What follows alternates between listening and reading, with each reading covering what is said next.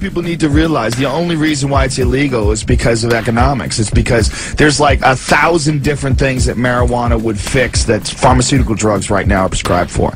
And it would cost the pharmaceutical companies billions and billions of dollars every year. If marijuana was made illegal, it would cost alcohol companies. When you see those commercials, like those the talking dog, the pot commercial, those are sponsored by Partnership for a Drug-Free America. Partnership for a Drug-Free America is funded by alcohol companies. It's hilarious. Alcohol's a drug. In 1935, they came out with a machine called a decorticator. And what a decorticator is, it allows you to effectively and economically effectively process hemp fiber. Because before they used to use slavery. And when slavery was abolished in 1865, they had no means effectively producing this pulp. But the Declaration of Independence was printed on hemp. The parachute that George Bush Sr. used to parachute in World War II, that was made out of hemp. Hemp had huge industrial uses. It was just very difficult to process. And so they came out with this machine called a decorticator, and it allowed them to really effectively produce it. And then Popular Science had this cover that said, hemp, the new billion-dollar product, and everyone was going to start using hemp for paper, for textiles.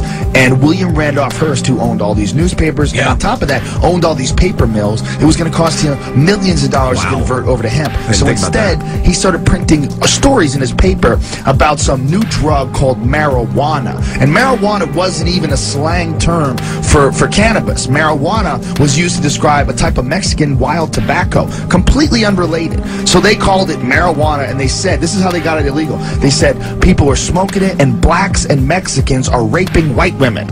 So Congress outlawed this new drug, not even knowing they were outlawing hemp. They had no idea, which hemp had been in use for thousands and thousands of years. And so then they came out with all these videos, or these movies rather, like Reefer Madness and all these propaganda films, and it was all just to get people to think that there's something wrong with this one. It was totally economic. 400,000 people every year died directly, in this country alone, directly as from use of cigarettes. No one's ever died from pot, ever. But it's illegal. And you're not going to live forever. All right, you're gonna live and you're gonna die, and everybody is. We're all temporary beings going through this life, and you know, who are you to tell other people what they can and can't do? Alcohol doesn't make you a drunk. You know, I drink and then I stop drinking, and then I go get something to eat, and I hang out, and I won't drink for weeks. It's crazy. You know, it's called moderation, and you apply it to every aspect of your life. I mean, if you want to get addicted, you can get addicted to spanking it. You can get addicted to gambling. You can get addicted to anything. Scratch tickets. People say, well, you can abuse alcohol. You can abuse pot. You can abuse cheeseburgers, too. You know, but I like cheeseburgers. It should be legal. All this stuff should be legal. We're not children. We're adults. But we got this one plant that's illegal. You're not going to live forever. This is a short time that we're here for. All different psychedelics, not just pot, because pot is a very mild psychedelic. And if pot is a gateway, it's a gateway to other things that also are consciousness expanding, like mushrooms and LSD, or all sorts of things that are also illegal. You used the most powerful hallucinogen known to man, DMT? Well, everybody's used that, really, because your brain makes it. Your own brain makes it while you sleep. While you're in heavy REM sleep, everyone's brain produces way more than the effective dose. So what that means is, if you take the drug, like if it's chemically synthesized from a plant, and you take it, the amount you need to take is not nearly as much as your brain produces while you're in REM sleep. What I describe it as, it's like complex geometric patterns that are made out of love. Like, you go literally to another dimension. The crazy thing is that everybody does it every night while you sleep. Nobody ever thinks about why you sleep. Like, what you do is, when you sleep, is you shut off. You shut off and you just accept it, because we do it every night. But 8 hours of your day is somewhere you don't understand, you don't know about. You don't know what it is. You just go blank, and then you wake up and it's over. But you're going through an intense psychedelic trip during that whole time. And the same thing as, you know, when you wake up from a dream, you can't remember it.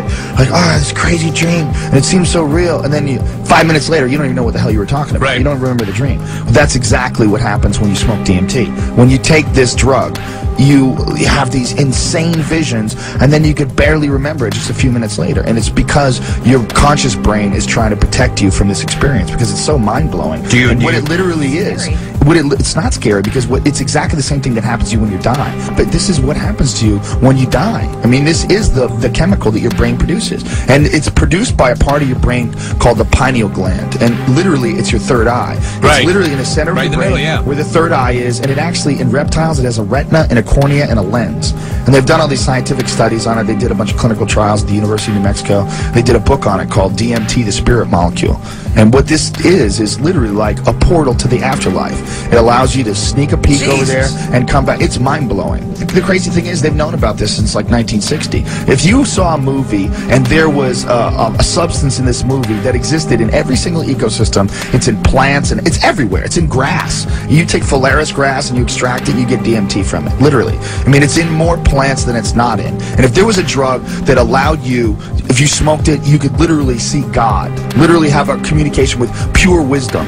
Wouldn't you think that everybody would have heard about that? Yeah. Could you think that you could keep something like that under wraps for like 40, 50 years? This is what should be legal. All plants. All plants should be legal. Because they don't make strychnine illegal. Strychnine exists in Strychnus vomosus or something like that. There's a bunch of different plants that produce strychnine. And they're legal plants. You can buy them and you can make strychnine. You know why? It's not about something that kills you. It's about something that you won't be able to absorb propaganda the way you do now. You won't be able to look at the news the way you do now. You won't be able to look at common cultural conditioning and predetermined patterns of behavior. None of that stuff will make sense. You'll it's be looking very at difficult to go through life after you've gone through that experience. Okay. The way I describe it, it's like any intense psychedelic experience is like pressing Control Alt Delete on your brain. Yeah. That's what it's like. It's like your that freaks brain me out. reboot. It should freak you out. it does But freak me it freaks out. you out because you like to be in control. Yeah. But you're not in control, bitch. You're gonna die. No one's in control. You're in control of your body for a short period of time, and you should experiment with it.